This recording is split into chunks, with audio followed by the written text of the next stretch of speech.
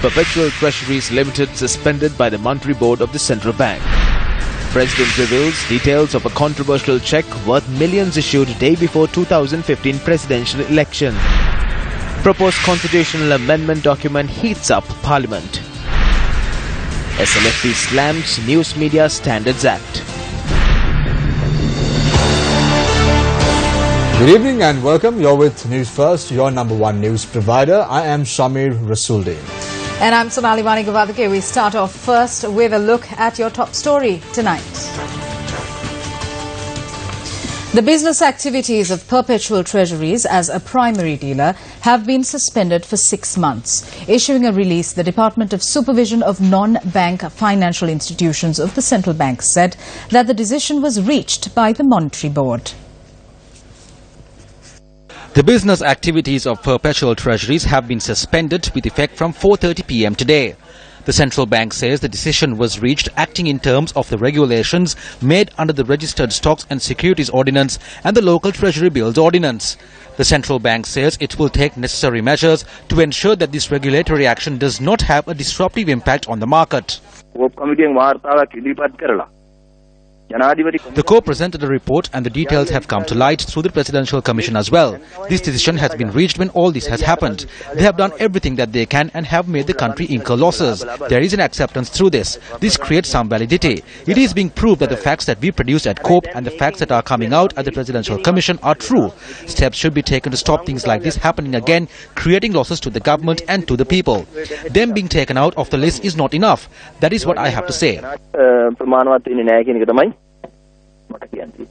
Belatedly though, we appreciate that this is an important decision and a very necessary step that the Central Bank Board of Governors have taken. Perpetual Treasuries have engaged in a series of transactions, highly questionable transactions, which are now come to light with the evidence that has been laid before the Commission in the last few days. Law enforcement authorities should now resort to the next steps for taking immediate action against the perpetrators of this crime, and anyone who has contributed, who has tried to conceal, who has tried to cover up this, should also be brought into books irrespective of their status or position.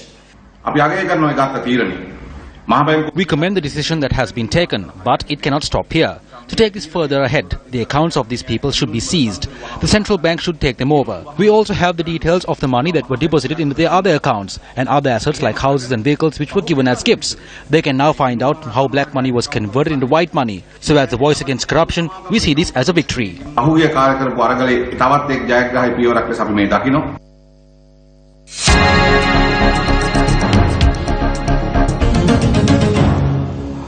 Addressing an event in Galgaon today, President Maithripala made a startling revelation on a deal said to have taken place the day prior to the 2015 presidential poll.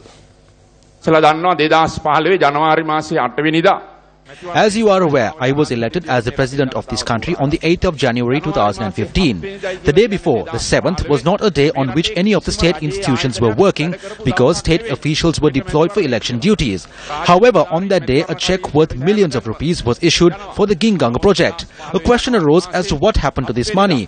When I inquired into it, the opposition challenged me to expose any wrongdoing if it has occurred. We have found out the details and we will reveal to whom this money went. People who narrated fairy tales of development and said that they are having a massive development drive in the country engaged in fraud and corruption. We will continue to reveal such acts in the future. The President expressed these views during the opening ceremony of the International Irrigation Training Institute's administration complex built at a cost of 170 million rupees. President Maithripala announced today that the Mahasangha would be informed if an initial draft on a new constitution is formulated. The head of state made this statement when he met with the Mahanayakatheras in Kandy today. The President met with the chief prelates of the three sects at the Presidential Palace in Kandy today, and during the event, the Mahanayaka Theros handed over a joint letter. President Sirisena assured the Theros that the view of the Mahasangha would be sought when drafting a new constitution. He also pointed out that a final draft has not been prepared, even though there is a debate among the public in this regard. The discussion between the President and the Mahanayaka Theros had focused on a number of issues, including 7, such as the state of politics and the economy, mentioned in the joint letter by the Mahasangha.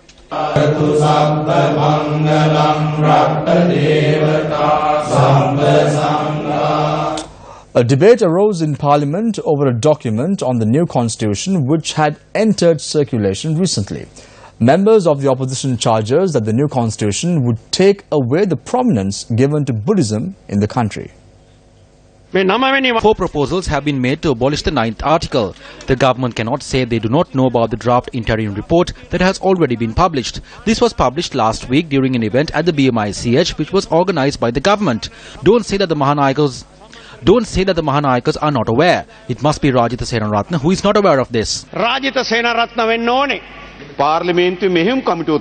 There is a discussion taking place in the Parliamentary Select Committee. The report produced after these discussions should be submitted to Parliament. The committee has to produce it before Parliament. However, instead of doing this, if something else is being produced, it is an issue. This is what I quoted.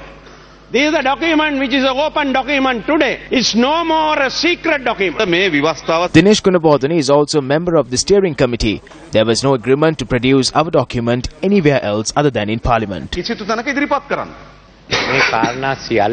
After discussions, we will submit the interim report of the steering committee before the Constitutional Council. Those discussions are ongoing. During those discussions, there have been various proposals that were made. We have made summaries in this regard. We have not included all of this in a report, and we have not released such a document. The UNP, SLFP and President have agreed that we will not change the prominence given to Buddhism. During the event at the BMICH, the Prime Minister left after the speech given by the South African dignitary. During the sessions that followed, this was discussed.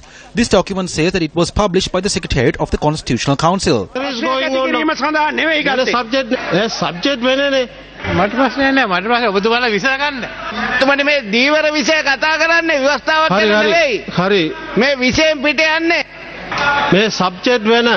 Yeah, you asked the question whether it comes under this topic. I would say yes, he is fishing in troubled waters.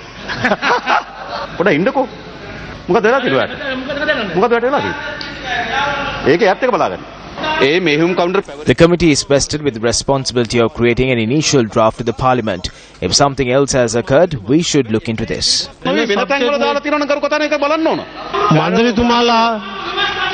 This has not been finalized. This is in discussion. A South African judge came to the country and spoke on forming a constitution. He is lying. They are all lies.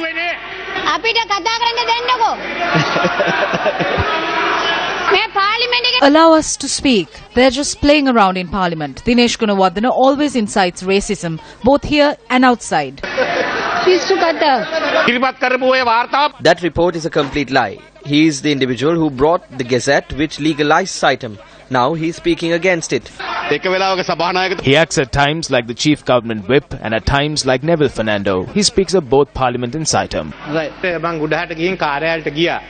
I went into the office and I am producing this document before Parliament. These are the 2 documents that were produced during that event.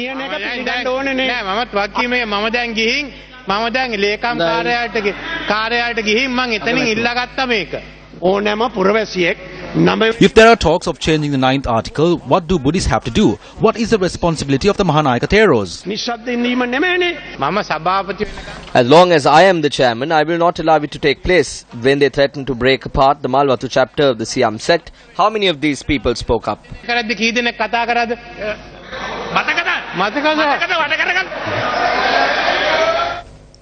The joint opposition convened a media briefing today. The Prime Minister hid behind parliamentary privileges and sent a very dangerous message to the judiciary. He said the judiciary should intervene more when it comes to the garbage matter. He is ordering the judiciary. The government cannot manage garbage disposal. The President has said that if he has the police, the task force of the bribery commissioner, the Attorney General's department as subjects under him, then he will present charge sheets, hold cases of inquiry and provide a decision within 3 months. In that statement, he has indirectly said who is unable to do all of this. At a media conference today, the Inspector General of Police was questioned about comments made by the head of state. The President can say anything he wants. Has the President lied? I do not have a right to speak about it. Has the President expressed views about your appointment? I do not have any idea what to say about appointments I receive. I do not have a right to speak about what the President has said. As a disciplined officer, there is nothing I can do. Allegations were raised against your department. There is no issue there. It is not my department. It is the Sri Lanka police. Not only the President, everyone talks about it. Are you saying that you have fulfilled your responsibilities? Definitely, I can responsibly state that all inquiries have been done without any bias and without any injustice. That was Inspector General of Police Pujit Jayasundara speaking at a media conference today. You're with News First. We're now going for a short commercial break. Stay connected. We will be right back. Welcome back. Newsfirst reported on several occasions that a draft is being compiled to create laws which would allow journalists to be penalized or imprisoned for reportage. The Director General of Government Information stated that the Cabinet of Ministers has been informed of this document. Several ministers and parliamentarians, however, say they are unaware of such a document.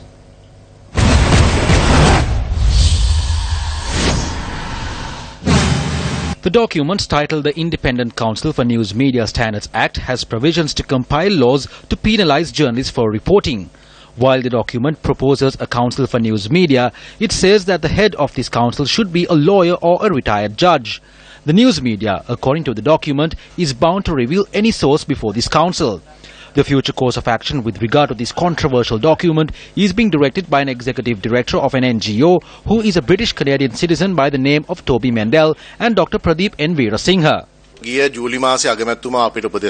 June, the Prime Minister advised us to commence the work.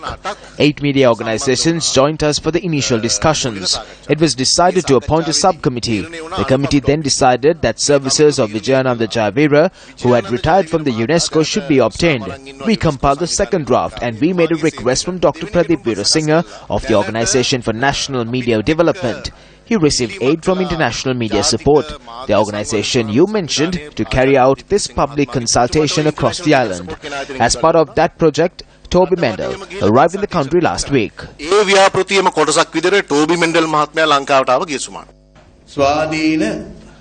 Many have received a document which says that views are being obtained to draft an independent media regulatory mechanism. It says the Director General of Government Information has signed this document in place of the Secretary. The thing is, I am the Secretary and I am not aware of such a thing. So when one of us takes a particular stand on these useful reforms, a particular group from non-governmental organizations also comes in and stands in that place. They move faster than us and they change its entire course. This is a threat that we are facing now. We proudly say that we are ranked 3rd in terms of right to information in the world and 1st in Asia. I say this with pride. But look on the other side. Go to Monaragala, Ampara, Trincomalee and Vaunia and see. During one instance we saw when the act was passed on the 3rd, requests started coming in for information on the President's wealth and the Prime Minister's wealth on the 5th. Then it makes you wonder if there is a different agenda behind this. Minister Gayantha forwarded the draft made by this subcommittee for the approval of the Cabinet in November last year. This was announced at the Cabinet meeting. The approval was to receive the opinion of the public. This is still at discussion stage. It then needs to go into Cabinet. I was not aware of such an act until journalists started querying about it. Then we started inquiring about it from different places. The SLFP has not arrived at such a stance like this. We believe in broad media freedoms. We are ready to assert that even further.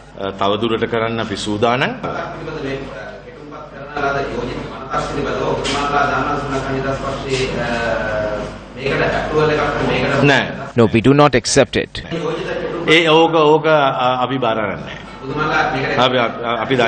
I'm aware of this. Until you told me of it, I did not know. Give it to me, let me read it. Thank you.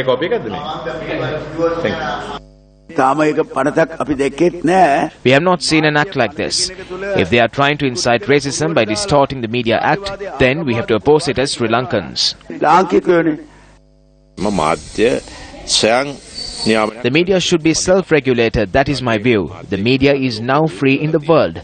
There is no way that the media can be regulated. If someone hopes to do so, that is stupidity. Their main objective is to regulate the media. The media is the fourth pillar of governance. The media brought you into power. You will be sent by the same media. Now one was victorious after trying to touch the media. There will be no such victories in the future as well.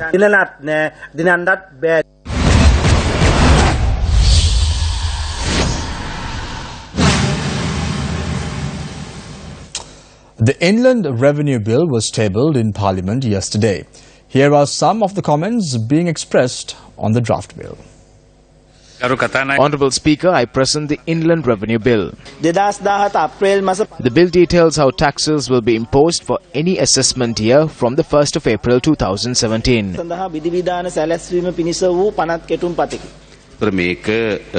Even before this is debated in Parliament, it has given rise to a number of issues. I would like to know if you are ready to grant a meeting with the trade unions and other institutions involved. There is no law which states we must discuss this with trade unions. This is only a proposal to get this done cleanly. I do not know about the current Minister of Finance, but none of the discussions with his predecessor ended successfully. Those who want to go before court now have the time to do that. You can send proposals to our select committees. We will also tell the minister who to engage in discussions with.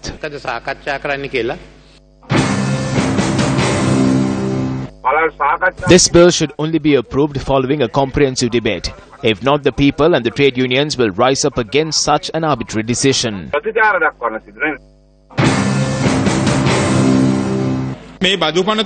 Both the Inland Revenue Department as well as the public face many threats because of this bill. The subject minister will be able to exercise a great deal of influence. We have received word that the bill which was tabled is not the same one which was submitted to the cabinet. We are not telling the government to completely discard what they have all done. All we ask for is an open and fair debate to iron out the issues of this bill.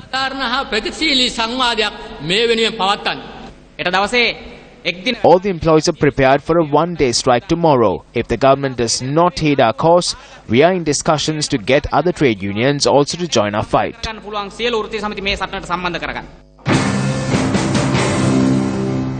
When inquired from the Commissioner General of Inland Revenue, Ivan Dasanayake, he noted that it is the government's job to amend the legislation, adding that it is the department's responsibility to execute the government's decisions.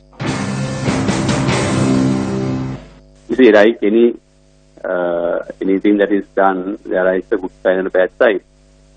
If I talk of the negative of the New Inland Bill, the negatives are that we are replacing an age-old law, which subject I have personally canvassed, and we together as a chamber represented the International Charter represented canvass, was that there was no need to replace the existing law in its entirety. That is, the government wanted to broaden the tax base by closing the loopholes and removing the exemptions and concessions. Then they could have amended the existing law.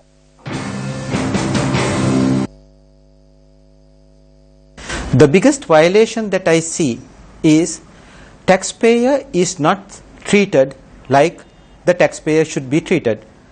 A taxpayer is entitled to know reasons if he is assessed.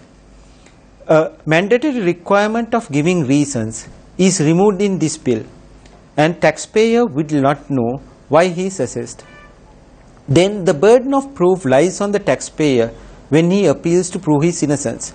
How can you prove you are not to be assessed if you don't know the reasons that you are assessed? That is a big violation of natural justice. There are concerns that the mosquito density in Sri Lanka would triple with the onset of the next monsoon season, which would exacerbate the current dengue epidemic sweeping the nation. The UK Foreign Travel Advice summary on Sri Lanka warns travellers of dengue fever as well. The next monsoon season is expected to affect the country during the months of October and November. Therefore, everyone should take up the responsibility of keeping our surroundings clean in order to minimize the spread of dengue. A number of hospitals, including the Angoda Hospital and the Negombo Hospital, are overflowing with dengue patients. Private hospitals are also facing a similar situation. According to the latest figures, there are 73,000 confirmed cases of dengue along with 236 deaths. The latest issues have also come about due to a change in the type of the dengue virus affecting the public. In the past, dengue virus type 1 and type 3 have plagued the country. However, our bodies have been able to build up antibodies to fight this form of the virus. Unfortunately, most of the dengue patients being reported this year had contracted the type 2 dengue virus. Due to a lack of immunity among the public, the disease has spread to proportions of an epidemic. A 7-month-old infant was the latest victim of dengue. Her name was Sonali Pires.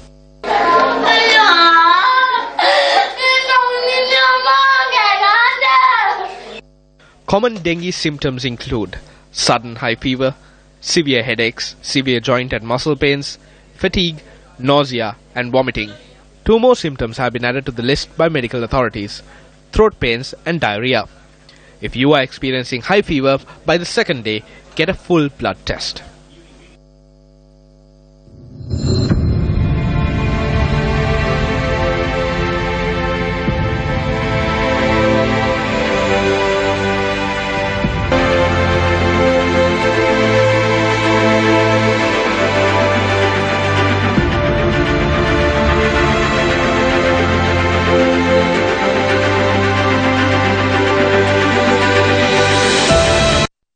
For the first time in Sri Lanka.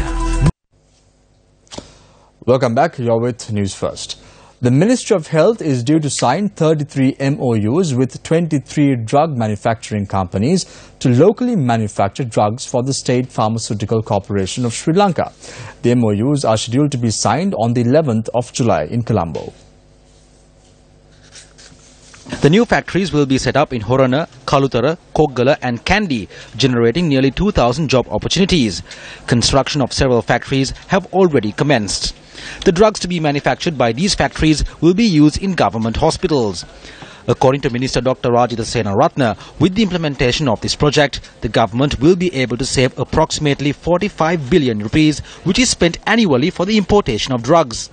He further added that it was his aim to locally manufacture nearly 75% of the drug requirement of the country by the end of 2018.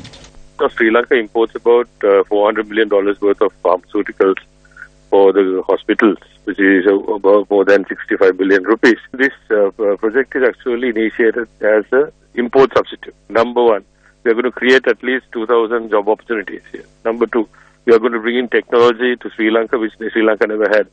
Number three, we are looking at a world market where Sri Lanka would be one day in the future a country which will export to the world. So basically it is not only the 45 billion rupees which we will save, but it is a combination of opportunities which Sri Lanka would get by initiating this local manufacturing project.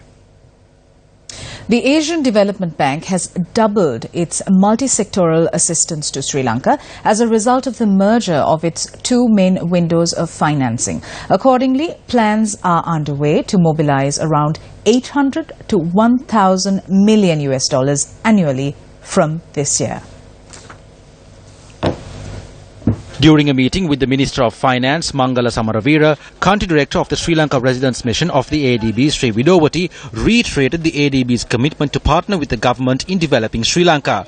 Currently, the Asian Development Bank provides around 400 to 500 million US dollars in annual assistance for road development projects, enhancement of sanitation facilities, fisheries sector development, irrigation sector development, as well as skills and educational sector development projects. According to the Government Information Department, all loan facilities by the ADB come with a 5-year grace period. There are 24 ongoing projects implemented throughout the country with ADB funding. The Information Department notes that with the proposal to double the ADB's assistance to Sri Lanka, the government has earmarked railways, ports and road development as potential sectors to be developed. And that's a wrap from all of us here at News First. I'm Sonali Manikabadage. And I am Shamir Rasuldin. Take care and good night.